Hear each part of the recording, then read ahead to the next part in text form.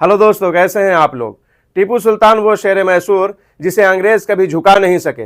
दोस्तों, इतिहास सिर्फ तारीखों का नाम नहीं होता, इतिहास उन लोगों की कहानी होता है जो जुल्म के सामने कभी झुकते नहीं।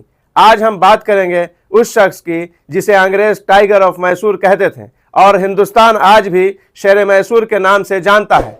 आप लोगों से दस्तबस्ता यानी कि हाथ जोड़कर गुजारिश है कि पूरी वीडियो जरूर देखें। आप अगर भारत के असली शेरों को भुला देंगे तो गीदड़ों को भी शेर बनाकर पेश किया जाएगा और असली शेरों पर भौंका जा रहा है, जैसा कि आप लोग देख रहे हैं। टीपू सुल्तान, साफ साफ सुन लो, अगर टीपू सुल्तान गलत थे तो अंग्रेज सही कैसे हो गए। अगर आजादी के लिए लड़ना जुर्म था तो गुलामी कब से देशभक्ति बन गई। आज मैं इतिहास सुनाने नहीं आया, आज मैं इतिहास से जिरह करने आया हूं और कटघरे में है टीपू सुल्तान, या यूं कहा जाए कि कटघरे में हमारी सोच है। टीपू सुल्तान का जन्म 20 नवंबर 1750 को हुआ। वे बचपन से ही असाधारण थे, यानी कई भाषाओं पर ज्ञान, युद्ध कला में माहिर, विज्ञान और तकनीक में रुचि और सबसे बड़ी बात आज़ादी की भूख। उनके पिता हैदर अली ने उन्हें सिर्फ राजकुमार नहीं बल्कि एक जिम्मेदार और दूरदर्शी शासक भी बनाया था। दोस्तों, जब पूरा भारत धीरे धीरे अंग्रेजों के आगे झुक रहा था तब टीपू सुल्तान अकेले सीना तान कर खड़े थे। उन्होंने अंग्रेजों से 4 युद्ध लड़े, यूरोपीय ताकतों से दोस्ती की, आधुनिक हथियार बनाए और रॉकेट तकनीक का इस्तेमाल किया, जिससे बाद में अंग्रेजों ने भी सीखा। उनका एक मशहूर कथन आज भी लोगों को हिला देता है, शेर की एक दिन की जिंदगी गीदड़ की 100 साल की जिंदगी से बेहतर है। टीपू सुल्तान सिर्फ योद्धा नहीं थे, वो एक जनता प्रिय शासक भी थे। देखिए कैसे। किसानों के लिए लगान व्यवस्था में सुधार, सिंचाई के नए साधन, खेती को बढ़ावा, व्यापार के इसमें आ जाइए तो व्यापार और उद्योग, रेशम उद्योग को बढ़ावा, विदेशों से व्यापार, सरकारी फैक्ट्रियां, शिक्षा के फील्ड में आइए तो शिक्षा और विज्ञान, नई तकनीक अपनाई, आधुनिक प्रशासन, वैज्ञानिक सोच को बढ़ावा। इतिहास में यह भी मिलता है कि टीपू सुल्तान ने समाज के कमजोर और दबे कुचले वर्गों को सम्मान देने की कोशिश की। उन्होंने परंपराओं के नाम पर होने वाले अत्याचारों को खत्म करने के प्रयास किए। यही वजह है कि आज भी कई लोग उन्हें सामाजिक सुधारक के रूप में याद करते हैं। टीपू सुल्तान को अक्सर गलत तरीके से पेश किया जाता है, लेकिन सच्चाई यह है कि उन्होंने कई मंदिरों को दान दिया, गैर मुस्लिम अधिकारियों को ऊंचे पद दिए, धर्म के बजाय काबिलियत को तरजीह दी। उनका मकसद था एक मजबूत और स्वतंत्र राज्य। 1799 में जब अंग्रेजों ने मैसूर पर हमला किया, टीपू सुल्तान पीछे नहीं हटे। वे आखिरी सांस तक लड़े, झुकना स्वीकार नहीं किया और शहीद हो गए। आज भी उनकी कब्र कहती है, यहाँ एक ऐसा इंसान सो रहा है जिसने गुलामी कबूल नहीं की। दोस्तों, टीपू सुल्तान कोई फरिश्ता नहीं थे, लेकिन वे गुलामी के खिलाफ खड़े होने वाले पहले शेरों में से एक थे। अगर हम उन्हें समझें तो हम सीख सकते हैं हिम्मत, आत्मसम्मान और आज़ादी की कीमत।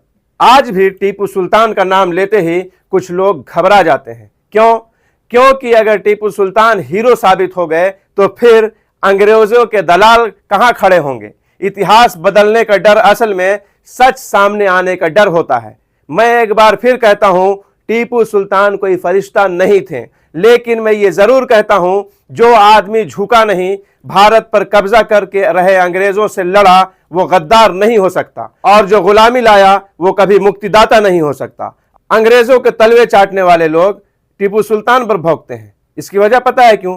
क्योंकि टीपू सुल्तान ने कई जंगें जीती अंग्रेजों से, और लास्ट जंग में भी यानी चौथी जंग में भी वो पीछे नहीं हटे या झुके नहीं, वो लड़ते हुए मैदान जंग में शहीद हो गए।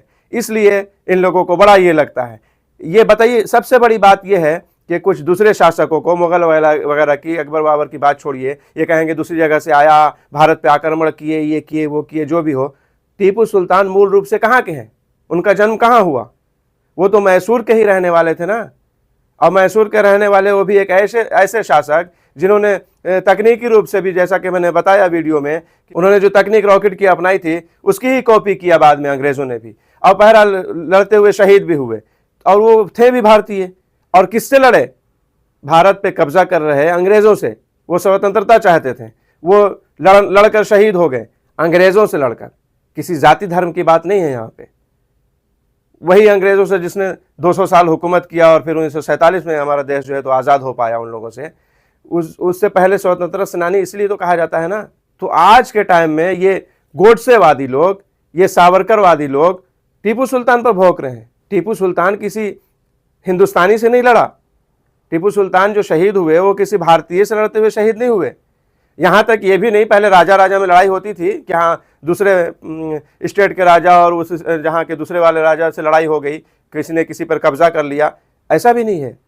टीपू सुल्तान शहीद हुए हैं अंग्रेज़ों से लड़ते हुए। अब टीपू सुल्तान पर जो भोगता है और टीपू सुल्तान को गलत कहता है जो, वो जाहिर सी बात है उसके पूर्वज अंग्रेज़ों के जूते चाटते थे, अंग्रेज़ों के यहाँ काम किया करते थे, अंग्रेज़ों के लिए काम किया करते थे, इसलिए उन्हें अंग्रेज़ों का कातिल जो है तो बहुत बुरा लगता है। नहीं तो हकीकत तो कुछ और है। नेट का ज़माना है भाई, सर्च भी कर लेंगे तो जहाँ तक कुछ न कुछ है तो सही दिखाई देगा। आप गूगल, AI कहीं से भी देख सकते हैं, लेकिन अंग्रेज़ों के ग़ुलामों के पास मत जाइएगा, इसलिए कि उनको हर वो शख्स खटकता है जो अंग्रेज़ों के ख़िलाफ़ था, और वो हर वो शख्स से प्यार रखते हैं, बड़ी मोहब्बत है उन्हें, जो अंग्रेज़ों के कहीं ना कहीं किसी न किसी तरीके से बड़ा करीब थे। तो इसमें फ़ैसला पब्लिक को करना है, इसमें कोई ज़ाती धर्म की बात ही नहीं है। तो इसमें आप लोगों की क्या राय है ज़रूर बताएं। अब फैसला आप कीजिए। अगर आपको ये वीडियो सिर्फ जानकारी नहीं बल्कि हिम्मत भी दे गया तो वीडियो को लाइक शेयर ज़रूर कीजिए और चैनल को भी सब्सक्राइब कर दें, क्योंकि इतिहास को जिंदा रखना हम सब की जिम्मेदारी है। जय हिंद।